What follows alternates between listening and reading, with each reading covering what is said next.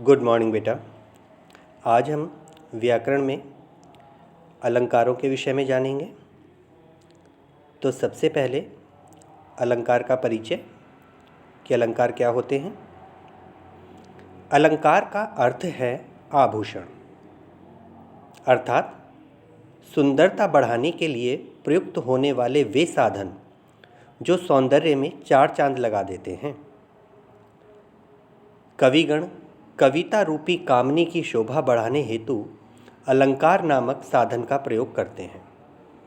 इसलिए कहा गया है अलंकरोति इति अलंकार, अर्थात अलंकारों से सुशोभित ही चीज़ अलंकार है। अर्थात कहने का मतलब है कि जिस प्रकार स्त्री पुरुष सुंदर दिखने के लिए आभूषणों का धारण करते हैं, गहने पहनते हैं, अंगूठी चेन आदि का धारण करते हैं, उसी प्रकार कविता की शोभा बढ़ाने के लिए हम जिस तत्व का प्रयोग करते हैं वह कहलाता है अलंकार। परिभाषा है इसकी, जिन गुण धर्मों द्वारा काव्य की शोभा बढ़ाई जाती है उन्हें अलंकार कहते हैं। अलंकार के भेद। काव्य में कभी अलग अलग शब्दों के प्रयोगों से सौंदर्य में वृद्धि की जाती है तो कभी अर्थ में चमत्कार पैदा करके। इस आधार पर अलंकार के दो भेद होते हैं। तो सीधे शब्दों में बोलें तो अलंकार के दो भेद होते हैं। पहला शब्दालंकार और दूसरा अर्थालंकार। शब्दालंकार क्या होते हैं? जब काव्य में शब्दों के माध्यम से काव्य सौंदर्य में वृद्धि की जाती है तब उसे शब्दालंकार कहते हैं। अर्थात जो हमारी कविता होती है उस कविता की सुंदरता जब शब्दों के माध्यम से प्रकट होती है तब हम उसे शब्दालंकार कहते हैं। इस अलंकार में एक बात रखने वाली यह है कि शब्दालंकार में शब्द विशेष के कारण सौंदर्य उत्पन्न होता है। ठीक है ना? तो हमें इसमें क्या ध्यान रखना है कि शब्दालंकार में शब्दों के कारण ही सौंदर्य उत्पन्न होता है। उस शब्द विशेष का पर्यायवाची रखने से काव्य सौंदर्य समाप्त हो जाता है। अगर हम उस शब्द की जगह उसका पर्यायवाची प्रयोग करेंगे तो क्या होगा? कविता का सौंदर्य समाप्त हो जाएगा। जैसे उदाहरण के तौर पर देखिए, कनक कनकते 100 गुनी मादकता अधिकाए। यदि हम कनक के स्थान पर उसके पर्यायवाची गेहूँ और धतूरा रख दें तो काव्य का सौंदर्य समाप्त हो जाएगा। कैसे? गेहूँ धतूरा ते 100 गुनी मादकता अधिकाए। तो यह देखा, काव्य का सौंदर्य खत्म सा हो गया ना। जब हम गा रहे हैं कनक कनक ते 100 गुनी मादकता अधिकाए तो काव्य में एक अलग सी अनुभूति, एक अलग सा सौंदर्य हमें सुनाई दे रहा है। क्लियर? लेकिन जब हम इन दोनों कनकों की जगह इनके पर्यायवाची का प्रयोग कर लेते हैं तो वो सुंदरता देखो कैसे समाप्त हो रही है। गेहूँ धतूरा ते 100 गुनी मादकता अधिकाए, तो जीभ भी रुकावट में आ रही है और सौंदर्य भी समाप्त हो रहा है। तो इसीलिए हमें उस शब्द विशेष का ही प्रयोग करना होता है, उसकी जगह हम उसके पर्यायवाची को नहीं रख सकते हैं। शब्दालंकार के 3 भेद होते हैं। शब्दालंकार के कितने भेद होते हैं? 3 भेद होते हैं। अनुप्रास अलंकार, यमक अलंकार और श्लेष अलंकार। तो आज हम शब्दालंकारों के बारे में ही बात करेंगे।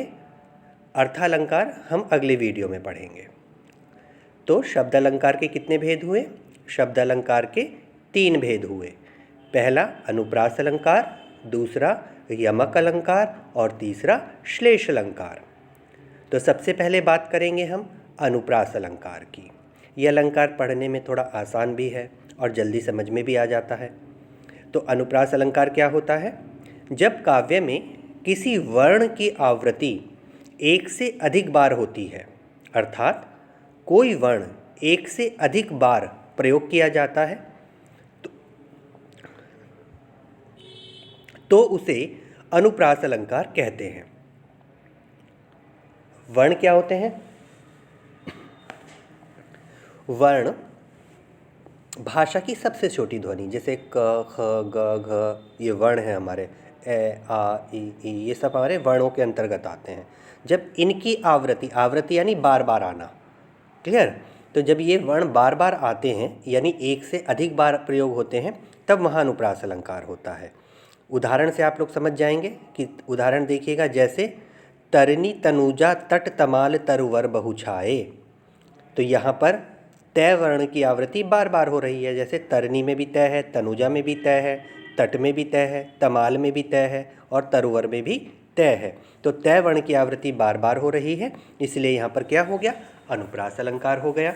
एक उदाहरण अन्य देखिए, रघुपति राघव राजा राम पतित पावन सीताराम, तो यहाँ पर रै वर्ण की आवृत्ति बार बार हो रही है, रघुपति में भी है, राघव में भी है, राजा में भी है, राम में भी है, ठीक है। इसके अलावा पै वर्ण की आवृत्ति भी हो रही है, पतित में भी और पावन में भी, ठीक है। तय वर्ण की आवृत्ति भी हो रही है, पतित में 2 बार तय लगातार आ रहा है।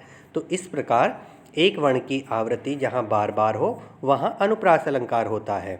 चारुचंद्र की चंचल किरणें, तो यहाँ पर चय वर्ण की आवृत्ति बार बार हो रही है, तो यहाँ भी अनुप्रास अलंकार है। तो समझ में आया क्या था अनुप्रास अलंकार। हमारा अनुप्रास अलंकार क्या है कि जब काव्य में किसी वर्ण की आवृत्ति एक से अधिक बार होती है तो वहाँ अनुप्रास अलंकार होता है। सेकंड, यमक अलंकार। अब हम बात करेंगे यमक अलंकार की कि यमक अलंकार क्या होता है। जब काव्य में कोई शब्द एक से अधिक बार आए और उनके अर्थ अलग अलग हों तो उसे यमक अलंकार कहते हैं। जैसे 3 बेर खाती थी वे 3 बेर खाती है, तो यहाँ पर बेर शब्द 2 बार प्रयोग हुआ है और दोनों बार उसका अर्थ भी अलग है। तो पहले यमक अलंकार की परिभाषा को क्लियर कर लेते हैं कि जो हमारी कविता होती है ना, जब हमारी कविता की किसी पंक्ति में एक शब्द तो पता है जो वर्णों से मिलकर बनते हैं, अनुप्रास अलंकार में तो वर्ण था, यहाँ शब्द है, तो जो शब्द होता है वो एक से अधिक बार आए यानी 2 बार आए और दोनों ही बार उसका अर्थ अलग अलग होना चाहिए, ठीक है, वहाँ यमक अलंकार होता है। जैसे उदाहरण था अभी, 3 बेर खाती थी वे 3 बेर खाती है, तो यहाँ बेर शब्द है वो 2 बार प्रयोग हुआ है, लेकिन दोनों ही बार उसका अर्थ अलग है, ठीक है। एक तो हो गया समय और एक हो गया फल। जैसे 3 समय खाती थी और 3 फल खाती थी, बेर होता है ना फल जो भगवान शिव पर चढ़ता है, उसकी बात हो रही है यहाँ पर, ठीक है। तो दोनों ही बार क्या हुआ, अर्थ अलग हो गया। अब जैसे कनक कनकते 100 गुनी मादकता अधिकाए, या खाए बौराए नर वा पाए बौराए, तो यहाँ जो कनक शब्द है उसके भी 2 अर्थ हैं। एक पहला जो कनक है उसका अर्थ है सोना और दूसरे कनक का अर्थ है धतूरा। धतूरा एक खाने की चीज़ होती है लेकिन वो नशीली होती है, मादक होती है, ठीक है ना। तो यहाँ पर क्या है, यमक अलंकार है। अगला उदाहरण देख लेते हैं, काली घटा का घमंड घटा नभ तारक मंडल वृंद खिले, यहाँ घटा शब्द 2 बार प्रयोग हुआ है, ठीक है ना, कि काली घटा का घमंड घटा। तो जो काली घटा है यानी बादल है और घमंड घटा है यानी कम हुआ है, तो यानी काली घटाओं का जो घमंड था वो कम हो गया, तो यहाँ घटा शब्द के 2 अर्थ हो गए, तो यहाँ पर यमक अलंकार हुआ। तो क्या है हमारा यमक अलंकार, जब कविता में एक शब्द 2 बार आए और दोनों बार अलग अर्थ प्रदान करे वहाँ पर यमक अलंकार होता है।